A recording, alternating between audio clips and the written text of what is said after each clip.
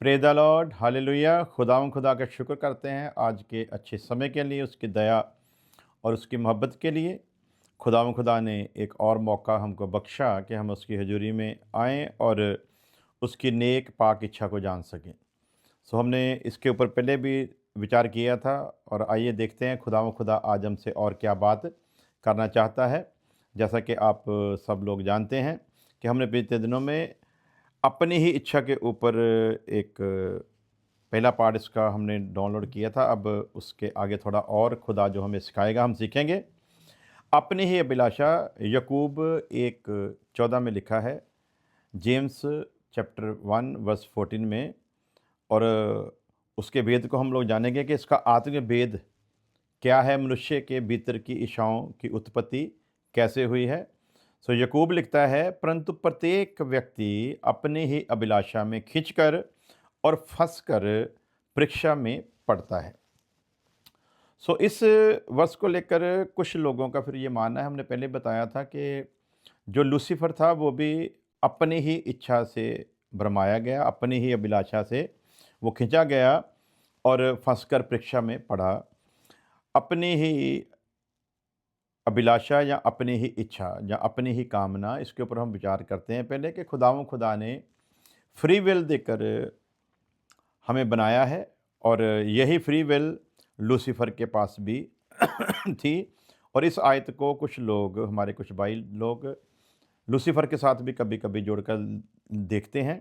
लेकिन हम देखेंगे कि अपनी ही इच्छा का अर्थ क्या है, अपनी इच्छा होती क्या है। सो अपने ही का अर्थ है, नंबर एक पहले समझें, ये अभिलाषा बाहर से नहीं बल्कि मनुष्य के भीतर से, उसके अंदर से ही आती है। ये अभिलाषा बाहर से नहीं, जिसे हम अपनी ही अभिलाषा या अपनी ही इच्छा कहते हैं, ये अभिलाषा बाहर से नहीं बल्कि मनुष्य के भीतर से ही आती है।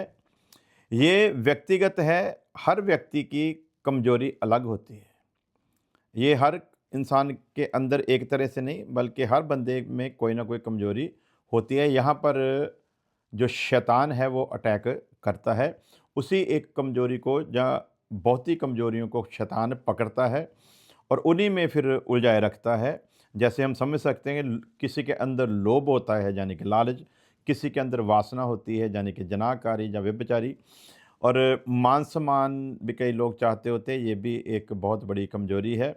या शक्ति यानी कि ताकतवर होना, हर किसी व्यक्ति में अलग अलग तरह की ये सारी चीज़ें पाई जाती हैं। अभिलाषा कैसे किसी को जकड़ती है, इस बात पर विचार करेंगे कि अभिलाषा कैसे किसी को जकड़ती है। नंबर एक विचार है, नंबर एक विचार है। और पाकला में लिखा है कि हर एक ऊंची बात को जो यस्सु मसीह के ज्ञान के खिलाफ सिर उठाती है, हम उसे कैद में लाते हैं। सो प्यारे जी, जो वो वर्ष जो संत पुरुष ने लिखी है उसमें यही बताने की कोशिश की है कि विचारों का आना इन्हें रोका नहीं जा सकता, लेकिन उन विचारों पर हमने कैसे फ़तहमंद होना है वो ज़रूरी है। विचार तो लाने वाला लेकर आएगा, उसका काम ही है। तो हमने सीखा था कि अच्छा बीज परमेश्वर की ओर से अच्छा विचार को दिखाता है, बुरा बीज शैतान की ओर से बुरे विचार को दिखाता है। सो बीच में हम हैं, जैसे लिखा है ना कि आत्मा शरीर के विरुद्ध और शरीर आत्मा के विरुद्ध लालसा करता है। सो शरीर मतलब ये बॉडी की बात नहीं की गई, शरीर मतलब शारीरिकता, शारीरिकता मतलब वो अभिलाषा, अभिलाषा का मतलब शैतान का वो बच्चा जो हमारे अंदर है, जो हमेशा अपने पिता की मर्जी को पूरा करने की कोशिश करता है। सो उस बच्चे से अपने इच्छा को पूरा करवाने के लिए शैतान बाहर से विचारों के तीर छोड़ता है और उसी के लिए हमको एक योद्धा की तरह सारे अस्त्र शस्त्र पहनाए गए हैं, जिसमें लिखा है कि हमारे हमको एक ढाल दी गई है ताकि शैतान की ओर से आने वाले विचार के हर एक तीर को हम उस ढाल से रोक सकें। तो दूसरा, जैसे हमारे अंदर अभिलाषा काम करती है, आकर्षण, किसी चीज़ की तरफ हमारा ध्यान खिंच जाना, वो चीज़ जिसे खुदा नहीं चाहता कि हम उसकी ओर आकर्षित हों, उस चीज़ की तरफ हमारा आकर्षित हो जाना, ऐसे ऐसे तरीक़ों से जो अभिलाषा है वो हमें जकड़ती है, हमें पकड़ती है। नंबर 3 है सहमति। जब जिस चीज़ के लिए खुदावंद ने मना किया है, जब हम अपनी सहमति उसे दे देते हैं, तो फिर अंदर गड़बड़ होती है। चौथा काम है क्रिया, उस पर काम कर देना।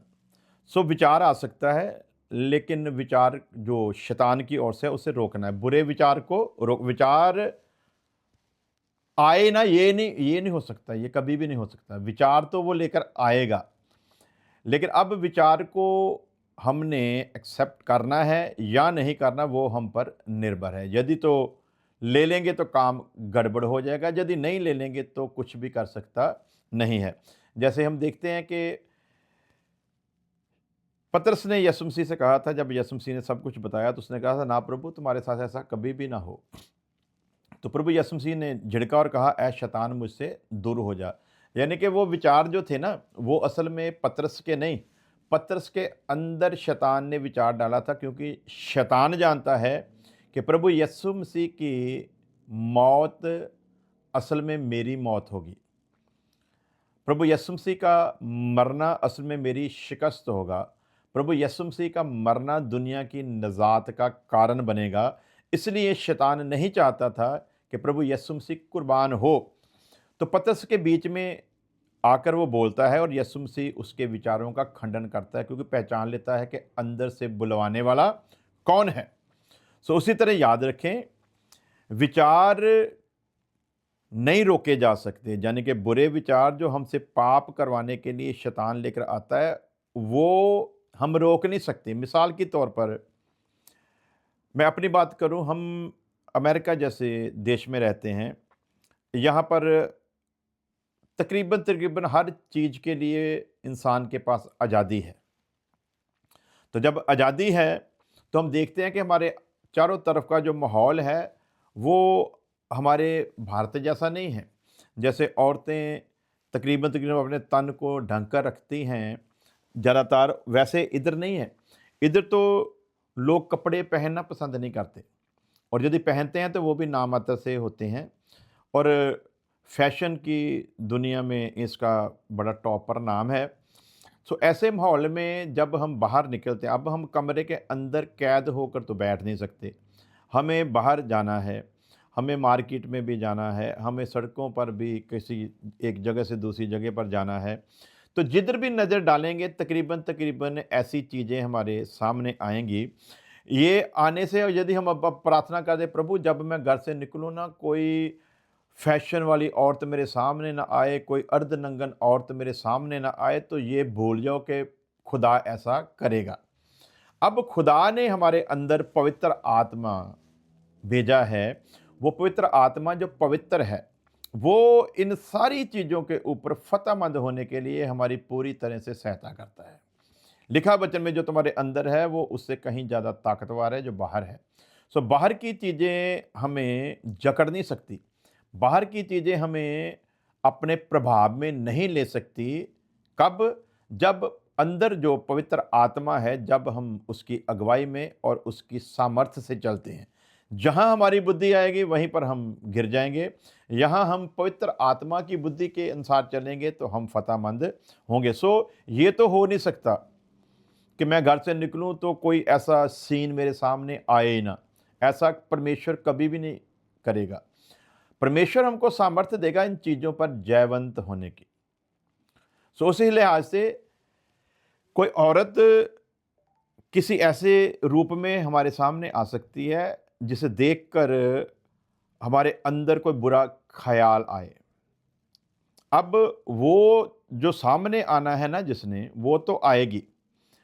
अब जब वो आएगी तो विरोधी शैतान हमारे अंदर एक बुरे विचार को डालने की कोशिश करेगा, ताकि हम उस विचार के प्रभाव में आएं और हमारे अंदर की जो कामना है वो जागृत हो।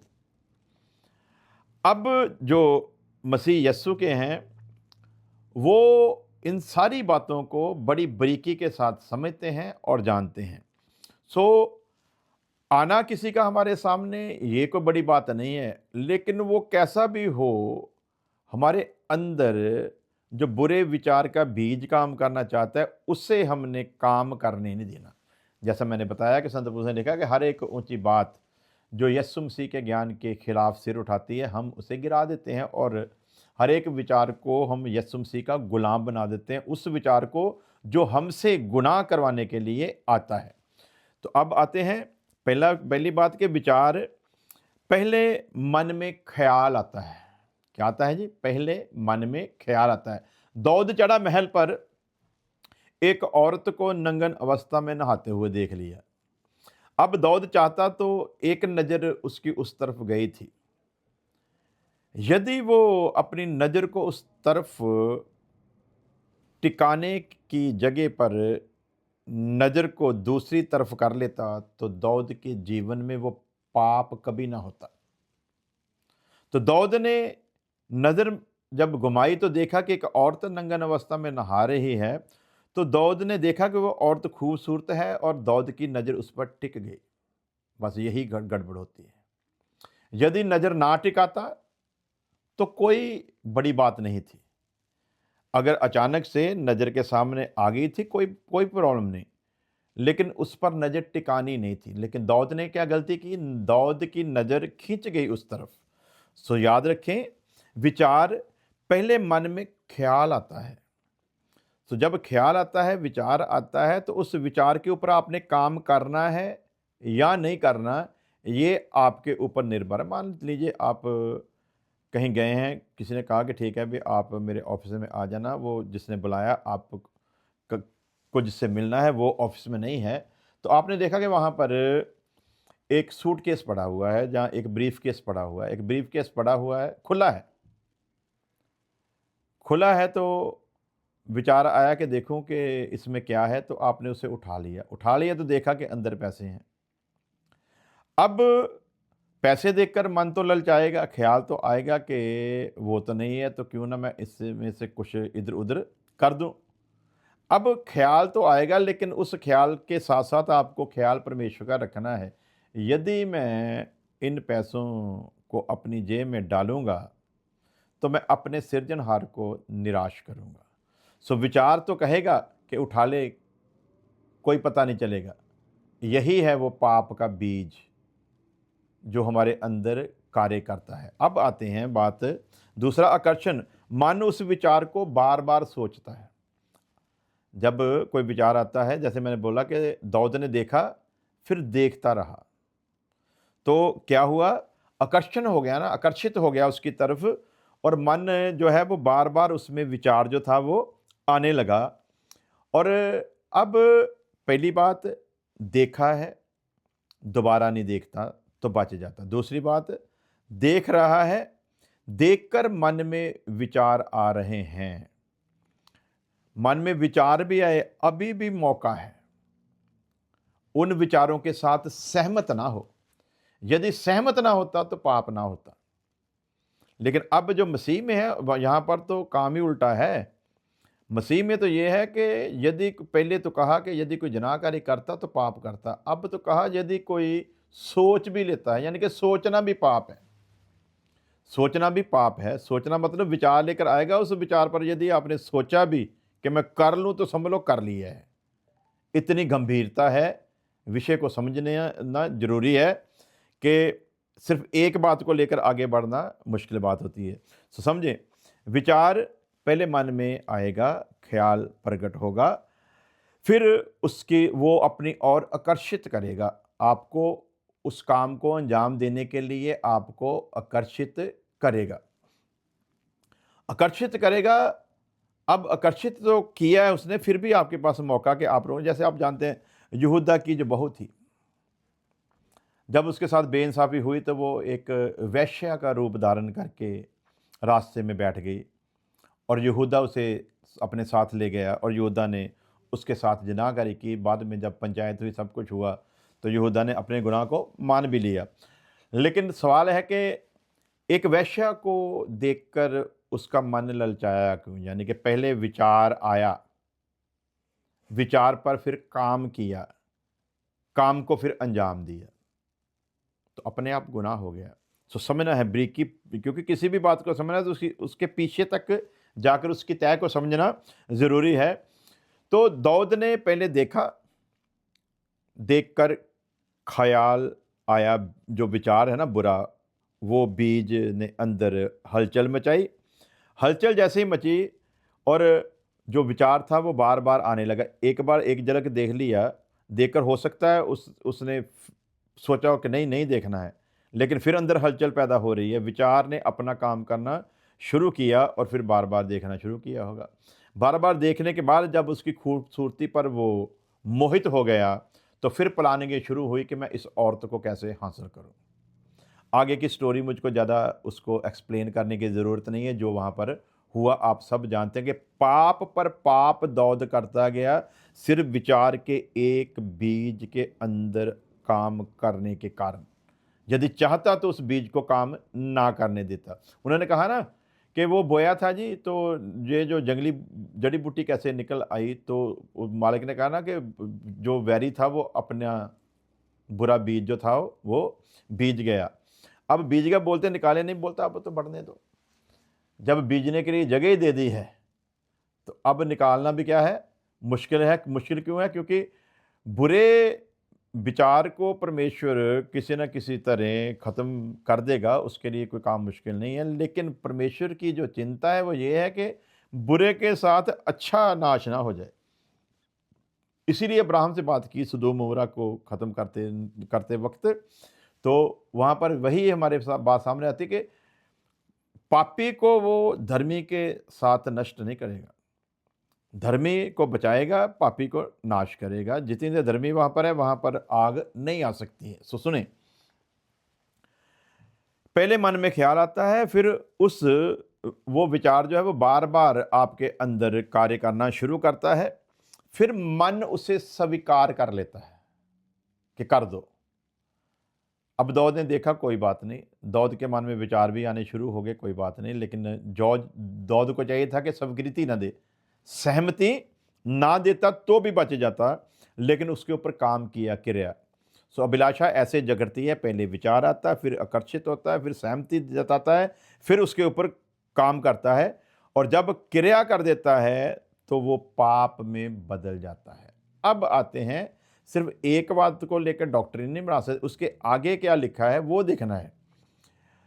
तब कामना जहाँ गर्भवती होती है तो पाप को जन्म देती है। तब कामना जहाँ गर्भवती होती है तो पाप को जन्म देती। कब गर्भवती होती? ऊपर लिखा, इंसान अपनी ही अभिलाषा में जकड़ा जाता है। सो मैं चाहूँगा कि आपके सामने वो वर्स रख दूँ ताकि आप उसे पूरी तरह से समझ सकें, क्योंकि सीखने के लिए ज़रूरी है कि वर्स को जैसा लिखा है वैसा ही हम लोग अगर उसको समझेंगे तो हम उसके भेद को बराबर समझ सकते हैं। तो पढ़ते हैं याकूब 1 की, पहले पढ़ेंगे हम 15 आयत। 15 आयत में लिखा है, 14 पढ़ेंगे। प्रत्येक व्यक्ति अपनी ही अभिलाषा में खिंचकर और फंसकर परीक्षा में पड़ता है। तो अब देखें, दाऊद परमेश्वर के मन को बाता है, परंतु दाऊद के पास वो आज़ाद मर्जी है जिसे अपनी ही अभिलाषा कहा जाता है। दाऊद के पास वो आज़ाद मर्जी, वो फ्री विल है जिसे अपनी ही अभिलाषा कहा जाता है। तो वचन क्या कहता है? हर एक इंसान, चाहे वो दाऊद हो चाहे हम हो, प्रत्येक व्यक्ति अपनी ही अभिलाषा में खिंचकर, यदि वो चाहे तो इसे खींचने ना दे, लेकिन जब अपनी ही अभिलाषा को वो किसी दूसरे विचार के हवाले करेगा तो वो विचार उसकी अभिलाषा पर अपना पूर्ण रूप से कंट्रोल जमाएगा। विचार पूर्ण रूप से कंट्रोल जमाएगा। फिर जैसे मेरे पास मान लीजिए मेरे पास आज़ाद मर्जी है, कोई चुगलखोर मेरे किसी परम मित्र से मेरी विरोधता हो जाए, इस विचार को लेकर आया है। अब जो भी विचार देकर वो मेरे परम मित्र के खिलाफ मुझे करना चाहता है, मुझे चाहिए कि मुझको अपने परम मित्र पर भरोसा होना चाहिए कि वो ऐसा कर ही नहीं सकता। लेकिन जैसे ही वो विचार लाता है ना, बुरे विचार लेकर आता है, वो हमको भड़काता है, तो जैसे ही हम उसके विचारों की शिकार होते हैं तो काम हो जाता है। तो इसे कहते हैं कि अपनी ही अभिलाषा, यानी कि वो आज़ाद मर्जी जिसमें परमेश्वर खलल नहीं मचाता, कोई गड़बड़ी नहीं करता, वो हमको आज़ाद छोड़ा, तेरी मर्जी कर ले। दाऊद को मना थोड़ी किया। कितनी बातें की दाऊद के साथ परमेश्वर ने, कितनी भविष्यवाणियाँ। यीशु मसीह के लिए सबसे ज़्यादा भविष्यवाणियाँ करने वाला बंदा है वो।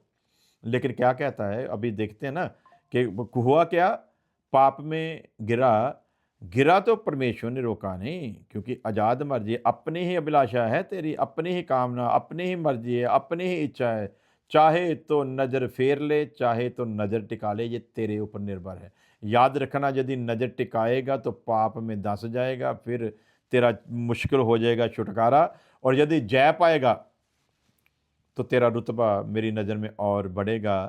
तो खुदा देख रहा होगा ना यूसुफ के जीवन को, कि वो भागा, मौका था लेकिन वो भाग गया।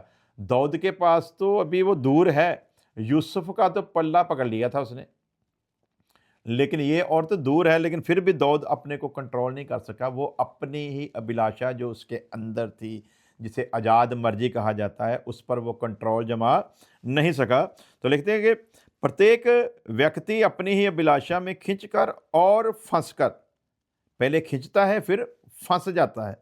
तो फंसने के बाद क्या होता है, फिर लिखा है जब फंस जाता है तब अभिलाषा गर्भवती होती है, यदि नहीं फंसेगा तो नहीं होगी।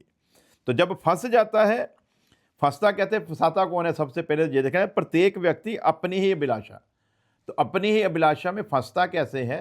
अभिलाषा तो है पहले भी अंदर, लेकिन नहीं फंसा। दाऊद के अंदर अभिलाषा तो थी, कामना तो उसके अंदर है, लेकिन फंसा नहीं। लेकिन जैसे ही दृश्य सामने आया और बुरे विचार ने काम किया, तब फंसा। तो अब लिखा है कि अभिलाषा गर्भवती होती है। कब होती है? बुरे विचार का बीज जब शैतान हमारे अंदर लेकर आता है, तो हमारी अपनी ही अभिलाषा, अपनी ही इच्छा, अपनी ही कामना उसे ग्रहण कर लेती है। यदि ग्रहण न करे तो कभी गर्भवती नहीं हो सकती।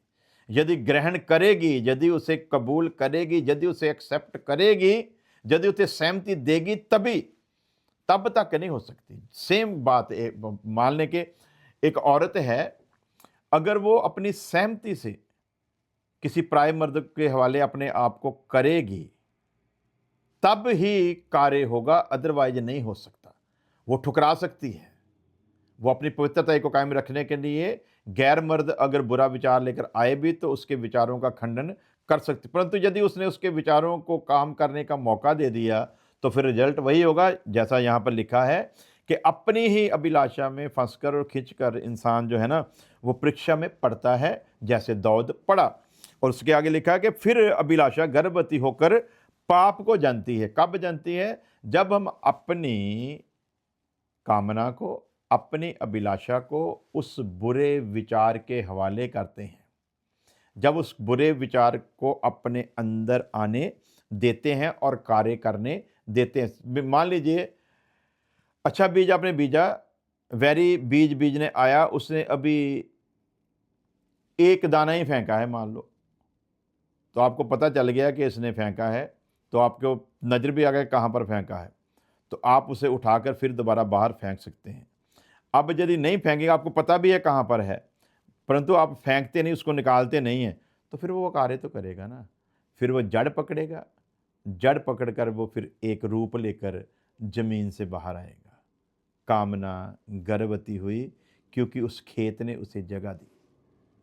उसी तरह हमने जब उसके विचार को जगह दे दी, तो काम तो उल्टा फिर होना ही है प्यारे जीजो। फिर खुदा की अगर सोच कहो कि खुदा नहीं मदद करेगा उसमें, क्यों? क्योंकि आपको पूरा अधिकार दिया है उसने, आपको उसे पवित्र आत्मा और कलाम का बीज दिया है युद्ध करने के लिए। तो आपने युद्ध करना है और जीत हासिल करनी, जैसे यूसुफ ने की थी। यूसुफ ने उस अपनी ही कामना को उस औरत के विचारों के हवाले नहीं किया, उस औरत के विचारों को उसने अपने अंदर आने नहीं दिया, जबकि कोई रोक नहीं रहा था, कोई देखने वाला नहीं था, कुछ भी नहीं था, और औरत अपने आप सहमत है। लेकिन फिर भी यूसुफ ने एक अच्छा फैसला लेते हुए वहाँ से भागा, जेल भी काटी, दोष भी लगा, मुजरिम भी लोगों की नज़रों में बना। लोग सोचते होंगे कि शायद इसने ये किया है, लेकिन उसे अपने परमेश्वर पर भरोसा था।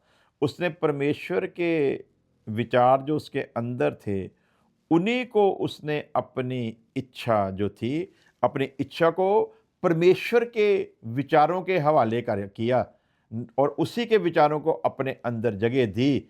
अदरवाइज अगर वो भी थोड़ी देर के लिए उसकी बातों में फंस जाता, तो वो बुरे विचार का बीज उसके अंदर भी कार्य करता, तो यूसुफ भी गुनाह में गिर जाता। तो देखते हैं, फिर अभिलाषा गर्भवती होती है जब हमारी कामना दुश्मन के बुरे बीज को अपने अंदर ग्रहण करती है, तब तब काम होता है। वरना हमारी अपनी अभिलाषा खाली सा, हमारी अपनी अभिलाषा कुछ नहीं कर सकती जितनी देर बुरे विचार के साथ सहमति नहीं होती। तो जब सहमत हो जाएगी फिर बुरे विचार के बीज को फलना ही है। तो लिखा है कि तब कामना गर्भवती होकर पाप को जन्म देती है। तब देती है कब? जब हमारी अपनी इच्छा बुरे विचार के बीज को ग्रहण कर लेती है। सो फिर लिखा है कि गर्भवती होकर पाप को जनती है, यानी कि उसको गर्भवती करने वाला कौन है? बुरे विचार का बीज। उसकी अपनी ही कामना के अंदर काम करना किसने शुरू किया? बुरे विचार के बीज ने। तो आज़ाद मर्जी दी है, इसी कामना को कायम रखने के लिए, परमेश्वर की इच्छा के लिए परमेश्वर के विचारों के बीज को रखेंगे तो वो फलेंगे। तो जब वो फलेंगे, जब उनको ग्रहण करेंगे तो धर्म बढ़ेगा, पवित्रताई बढ़ेगी, रास्तबाजी बढ़ेगी। परंतु जब हम बुरे विचार के बीज को लेंगे, क्योंकि मान लें कि आपकी जो कामना है ना वो एक खेत की तरह ही है, उसमें जो जैसा बीज बोया जाएगा वैसा ही पैदा होगा। तो अब कामना गर्भवती होगी किससे? बुरे विचार के बीज से।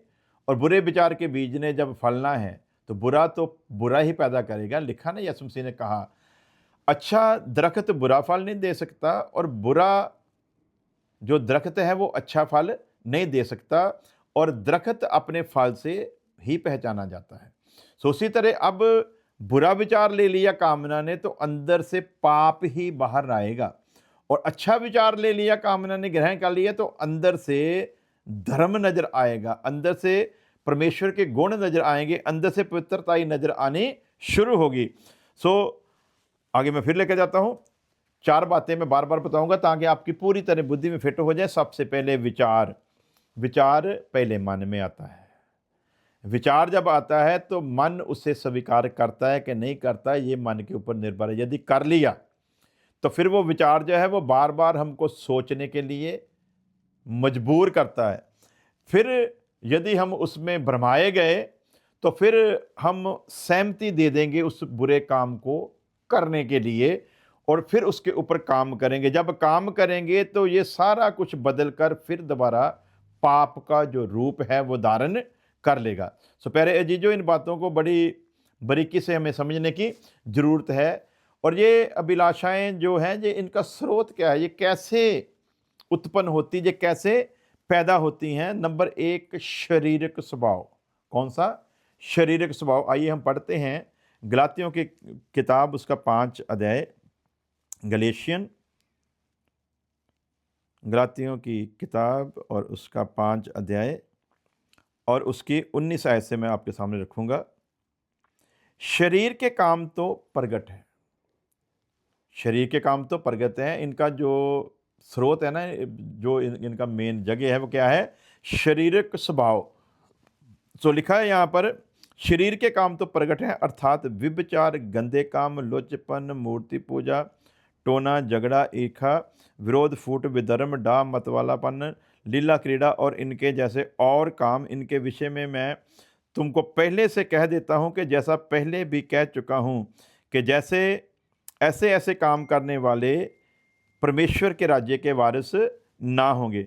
सो शरीर के काम का मतलब है जो शारीरिकता हमारे अंदर काम करवाने के लिए शरीर को एक ऊर्जा देती है, शरीर को उस काम को अंजाम देने के लिए तैयार करती है। आँख कभी गलत नहीं होती। शरीर की इच्छा आँख को इस्तेमाल करती है गुनाह को देखने के लिए। हाथ की कोई इच्छा नहीं होती। शरीर की इच्छा, जिसे शारीरिकता, जिसे शैतान का बच्चा भी कहा जाता है, ये शारीरिकता हाथ को बुरा काम करने की ओर बढ़ाती है। यही जो शरीर की इच्छा है ये हमारी जुबान से पाप करवाती है, हमारे कानों से पाप करवाती है, ये इनको कमांड देती है। यदि कमांड ना देती कुछ भी नहीं कहा, एक एक कोमा में पड़ा बंदा कुछ भी नहीं कहा, उसकी आंखें खुली भी हैं, देख भी रहा है, कुछ कोई कोई एक्शन नहीं होता। क्यों? क्योंकि अंदर से जिसने कमांड देनी है उसको पता है अभी शरीर तो इसका कोई काम करने लायक है नहीं, वो कमांड ही नहीं देगी। अंधे को थोड़ी कुछ दिखाई देगा। अगर कोई अंधा हो जाए, आप एक तो जन्म के अंधे होते हैं, उनकी तो आंखें लाइक जैसे हमारी आंखें होती नहीं है। एक हम जैसे लोग हैं जिनकी आंखों की रोशनी, आंखें होती हैं, रोशनी नहीं होती। तो अब वो शरीर की अभिलाषा इसको इस्तेमाल नहीं करेंगे, ये तो पहले ही डेड है, तो वो अभिलाषा वहीं पर काम करेंगे जहां पर कुछ कर गुजरने की कुछ चीज है, वहीं पर काम करेगी, अदरवाइज वो काम नहीं करेगी। सो प्यारे अजीजों, मैं चाहता हूं कि आप इस विषय को गंभीरता से समझें। मैं इसको लंबा लेकर नहीं जाना चाहूँगा, क्योंकि मैं चाहूँगा कि इसको थोड़ा थोड़ा पार्ट में ही समझाऊँ, ताकि आपको मैं जो बताना चाहता हूँ वो आपकी समझ में आ जाए। वो भी वर्स मैं आपके सामने रखना चाहूँगा जो पहले मैंने बोली थी, ताकि आप समझ जाएं। ये है 2 कुरिन्थियों 10 अध्याय उसकी 5 आयत। सो हम कल्पनाओं को और हर एक ऊंची बात को, संत पुरुष लिखता है, सो हम कल्पनाओं को और हर एक ऊंची बात को, यानी कि हर एक सोच विचार को और हर एक ऊंची बात को, इसको मैं इंग्लिश में भी कल्पनाओं के लफ्ज़ को पढ़ना चाहूँगा ताकि हम इसको और गहराई से समझ सकें। क्योंकि कोई भी अगर एक भी बात जो है हमने उसका गलत अर्थ ले लिया तो फिर उसको आपके लिए समझना जो है मेरे ख्याल से मुश्किल होगा। सो मैं ज़रूर चाहूँगा कि आपके सामने मैं रखूँ इंग्लिश में भी, ताकि हमको उसका, क्योंकि बहुत तर्जमों में कई बार वो लफ्ज़ जो है ना वो बराबर होता नहीं जो हमें खुदा का रूह समझाना चाहता है। तो 2 कुरिन्थियों 10 अध्याय की 5 आयत में इंग्लिश में लिखा है, we destroy arguments and every lofty opinion raised against the knowledge of God and take every thought captive to obey Christ। सो प्यारे अजीजों, अब हम आ जाते हैं उसी तरफ फिर दोबारा, और ये NIV का ट्रांसलेशन है, और मैं इसे एक और में भी देख लूँ ताकि कोई भी जो है ऐसी बात रह ना जाए कि हमको बाद में हो कि नहीं ये तो बात गलत थी, ये तो ऐसी है नहीं, इसका तो जो तर्जमा है वो गलत है। तो उस लिहाज से मैं चाहूँगा कि हम लोग किंग जेम्स वर्शन में भी देख लेते हैं 10 अध्याय उसकी 5 आयत। Casting down imagination and every high thing the, so इधर भी हम लोगों ने देख लिया कि हर एक ऊंची, हर एक कल्पना को, अब हिंदी में आ जाते हैं, हर एक कल्पना को, सो हम कल्पनाओं को और हर एक ऊंची बात को जो परमेश्वर की पहचान के विरोध में उठती है, जो परमेश्वर की पहचान के विरोध में उठती, क्या क्या, हर एक कल्पना और हर एक ऊंची बात, ये दोनों चीज़ें जो है ना वो ये बुरे विचार का बीज ही हमारे अंदर लेकर आता है। तो जब ये एक्टिवेट होती हैं तो संत पौलुस क्या कहता है, ऐसी कल्पनाएं जो हमारे अंदर कार्य करना चाहती हैं, ऐसी ऊंची बातें जो हमारे अंदर घमंड, हमारे अंदर गरूर, जो हमारे अंदर ऐसी कोई कामना को पैदा करने की कोशिश करने का ख्याल करती हैं, जो परमेश्वर की पहचान के विरोध में उठती हैं। ये क्या करने आती है, परमेश्वर से हमें अलग करने के लिए और परमेश्वर से हमें दूर करने के लिए आती है। कहता है, बोलता हम खंडन करते हैं और हर एक भावना को कैद करके मसीह का आज्ञाकारी बना देते हैं। इसलिए वो जो वर्ष हमने पढ़ी ना कि अपनी ही कामना का मतलब ये नहीं है कि वो हमारे से अलग है, हमारे अंदर ही खुदा ने पैदा की हुई है, लेकिन हमें उस पर विजयी होना है। इसके ऊपर खुदा का दास बड़े विस्तार से लिखता है। और एक और बात हम देख लेते हैं, उसके बाद फिर हम लोग प्रार्थना करेंगे, क्योंकि विषय लंबा हो जाएगा, फिर लोगों को उसको समझना मुश्किल होता है। सो उत्पत्ति 6 की 5 भी मैं आपके सामने रखना चाहूँगा। उत्पत्ति की किताब जेनेसिस चैप्टर 6 वर्स 5। और यहोवा ने देखा कि मनुष्यों की बुराई पृथ्वी पर बढ़ गई है और उनके मन के विचार में जो कुछ पैदा होता है सो निरंतर बुरा होता है। मैं फिर रिपीट करूंगा, उनके मन के विचार में जो अपनी ही कामना है, जो अपनी ही इच्छा है, उसके अंदर क्या काम होता है, उनके मन के विचार में जो कुछ पैदा होता है सो निरंतर बुरा, क्योंकि शैतान बुरे विचारों को उनके अंदर लेकर आता है और अब भर दिए हैं, तो अब निरंतर वो पाप में गिरते जा रहे हैं। सो वचन में लिखा है, मन सब चीजों से धोखेबाज और पूरी तरह से खराब है। तो शैतान का एक ही काम है कि इसके अंदर अपने बीज को किसी तरह लाए और आप उसे ग्रहण करें, जगह दें, और वो बीज फिर एक रूप धारण करे। सो प्यारे अजीजों, आपकी मर्जी है, यदि तो मन में जगह दोगे तो फिर पाप जन्म लेगा, क्योंकि कामना उस बुरे विचार से गर्भवती होगी। परंतु यदि आप उसे जगह ना दें तो फिर कामना कभी गर्भवती हो नहीं सकती, क्योंकि बुरे विचार को आपने जगह नहीं दी। सो आइए खुदा का शुक्र करते हैं जितना उसने आज सिखाया। खुदा की मर्जी हुई तो फिर इसके आगे सीखेंगे। प्रार्थना करते हैं।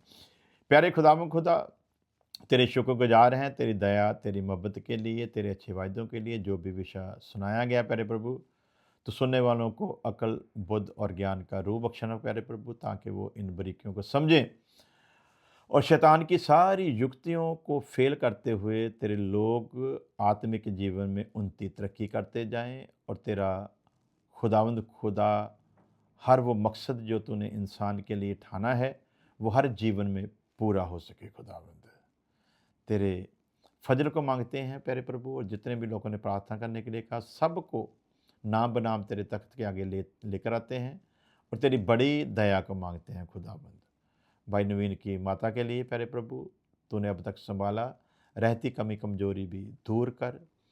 बहन राजू की मम्मा को भी तेरे हाथों में देते हैं प्यारे प्रभु, पूरी तंदुरुस्ती दे खुदा। बहन जो हमारे इंग्लैंड में रहती है सिस्टर भट्टी, उनके बेटे का भी जो भी मसला है प्यारे प्रभु, वो भी तेरे तख्त के आगे रखते हैं और तेरे आगे मिन्नत करते हैं। तो अपने बेटे को उस सारे जंजाल से प्यारे प्रभु मुक्त कर, और नया जन्म का काम उसके जीवन में हो प्यारे प्रभु, और एक रास्तबाजी का जीवन जी सके। उस पूरे परिवार के ऊपर तेरी बड़ी रहमत मांगते हैं खुदावन। और भी जितने लोगों ने प्रार्थना करने के कहा, सबके लिए तेरे बड़े रहम को मांगते हैं। आने वाला समय मसीह यस्सु के नाम में मुबारक हो। तेरे बड़े फजल को मांग लेते हैं यस्सु मसीह के नाम में, आमीन। अब हमारे खुदा यस्सु मसीह का फजल, खुदा बाप की मोहब्बत, पाक रूह की संगत आपसे लेकर हमेशा तक उसके तमाम लोगों के साथ होती रहे, आमीन। एक बात मैं और कहना चाहूँगा, जैसा मैंने पिछले वीडियो में कहा था, जो भी लोग सुनते हैं कृपया आप खुदा की बादशाहत को बढ़ाने के लिए ये काम ज़रूर करें कि जब भी आप सुनते हो उसमें अगर आपको कमेंट करना आता है, लिखना आता है, तो ज़रूर लिखा करें। यदि नहीं भी आता तो घर के किसी दूसरे सदस्य की मदद लें और उसे ज़रूर कमेंट करें, लाइक करें, वो जो बेल आइकॉन है उसे दबाएं, ताकि आपके पास सारी वीडियो की जो है अपडेट मिलती रहे। और जितना ज़्यादा हो सके आप इन्हें शेयर करें, ताकि औरों तक भी ये खुशखबरी पहुंच सके। जैसे आपको खुदा ने चुना और आपके जीवन में उसने निजात को भेजा, वैसे इस निजात में दूसरे लोग भी शामिल हो सकें। वचन के अनुसार ये हमारा फ़र्ज भी है, और इस फ़र्ज को आप पूरा करते जाएं, क्योंकि काम कुछ भी करें आप सेवकाई में, अगर कोई भी रूह बचती है तो वो आपके लेखे में लिखी जाएगी। खुदा आपको बरकत दे। सबको जय मसीह की।